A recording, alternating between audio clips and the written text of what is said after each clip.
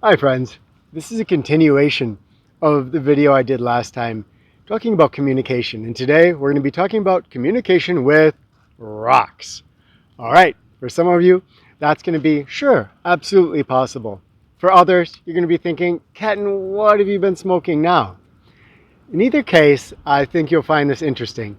So let's start a little exploration into the possibility of communication between a human and something that is usually considered a non-living thing.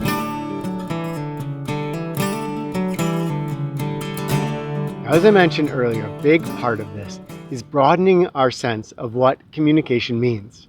We're getting away from it being just this idea of, how you doing, Rock? Oh, pretty good. How about you? Well, pretty good. You want to make a video with me? Sure, looks fun. To something more akin to tracking. When we go out into the woods and we do some tracking, there is an exchange of communication.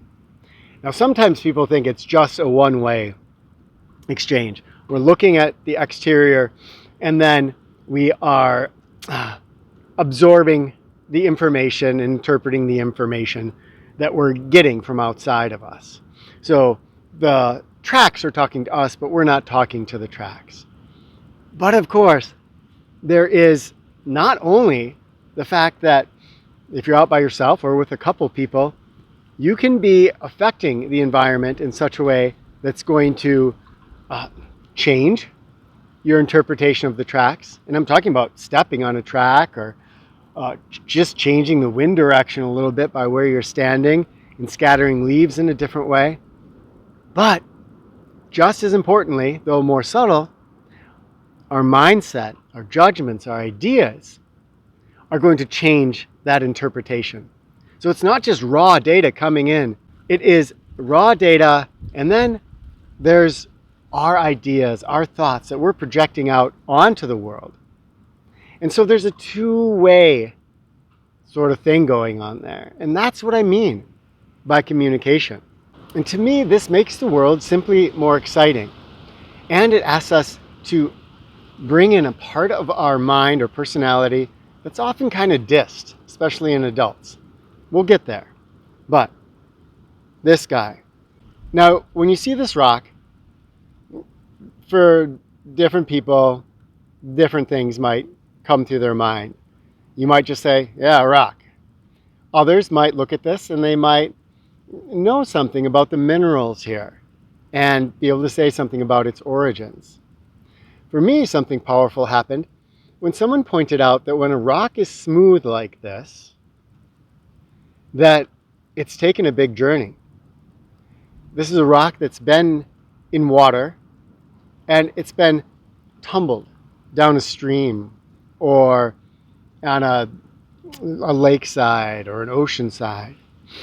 When rocks are tumbled like that, they become smooth.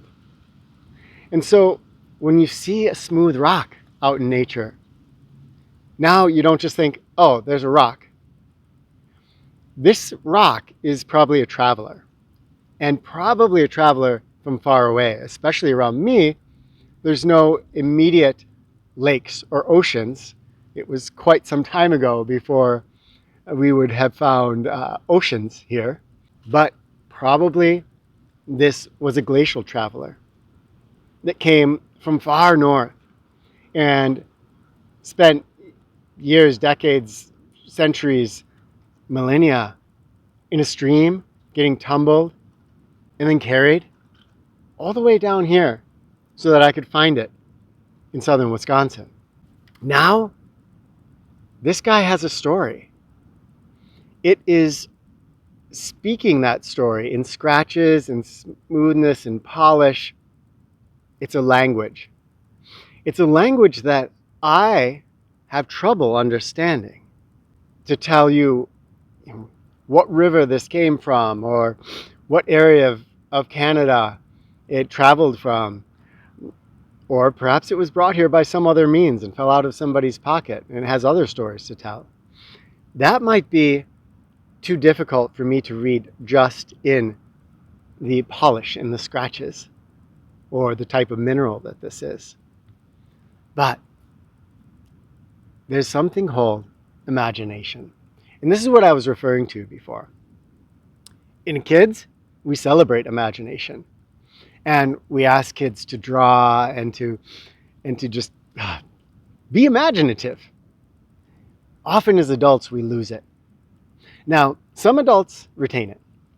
And these tend to be our authors and our video game creators and our movie makers, often songwriters, poets, and also our inventors, often our scientists, are people that are taking the current ideas of the world and expanding out, using their imagination to say, what is possible? Now, we know from looking at history that there were some very imaginative people. At some point, somebody was imaginative enough to think that, oh, perhaps the earth rotates around the sun. And through that leap of imagination, which at the time was probably a little crazy, came something that most of us now accept as a new reality. Imagination also has the power to let us start to explore our world in ways that are not allowed to us if we don't have that imagination. Now you notice if I hold up this rock and I look at it and I just close my eyes and I feel, however I'm going to sensorially interact with it, if I let my imagination go for a while, then there's some people that feel like they can read the history in this rock. They'll just get impressions. That may be real impressions. It may be just imagination. In either case, our mind is playing, is exploring. And that playfulness and that exploration, that's the doorway to more communication. That's the doorway, if you're a tracker, to getting out and tracking and really getting just lost in the stories that unfold on the ground. We can make a very educated analysis of a set of tracks. But in the end, we're using our imagination, aren't we? At least a little bit, we're doing the same thing that happens when I close my eyes and I just feel. Imagination lets us start to explore. Take this rock. This one can be found up on down in the valleys often, but also up on the hills. This is called a stromatolite. And if you adhere to the evolutionary story of our world, then this rock is estimated to be between 500 million and 3 billion years old. And somehow it's survived. It's not sand. What stories does this rock have to tell? This used to be cyanobacteria, sometimes known as blue-green algae. Not an algae at all, but a cyanobacteria. And these are the oldest fossils in the world. What stories could this tell? And if I just hold this and I let my imagination run free, all kinds of stories might come to my mind. Again, are they true? We're never really going to know. But the truth is, in most of life, you can ask somebody something and they give you a real straight answer. Do you really know 100% that they're telling you the truth?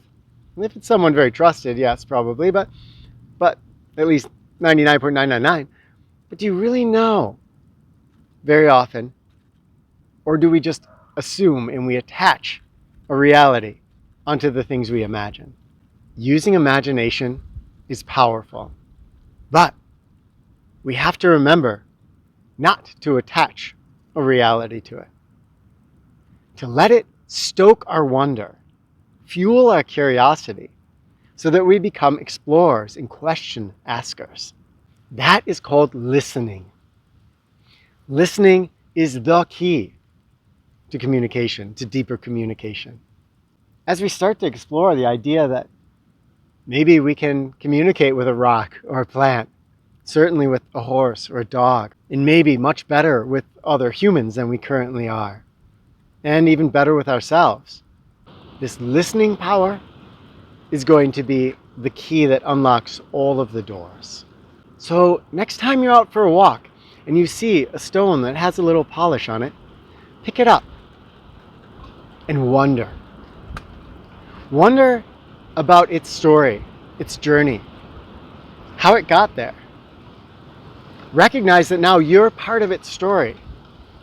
If we had something that could read its tale, you've now become part of its history and its unfolding adventure.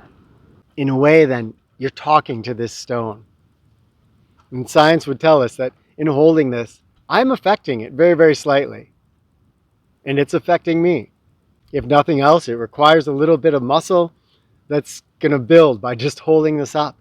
And my oils, the salts from my skin, are going to affect it just a little bit. Add a tiny, tiny bit to its story.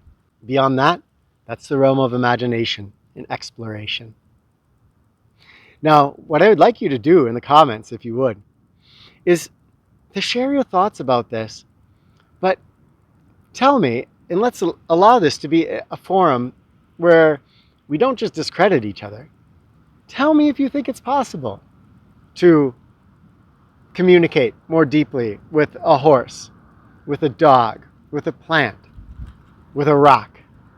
Thanks for joining me, my friends. I'm excited to continue these explorations into communication. At some point, we'll get back up to see what Mirabelle's doing with the horses.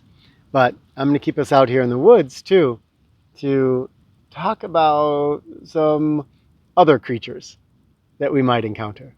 Thank you for watching. Thank you for joining me. And I can't wait to talk with you in the comments.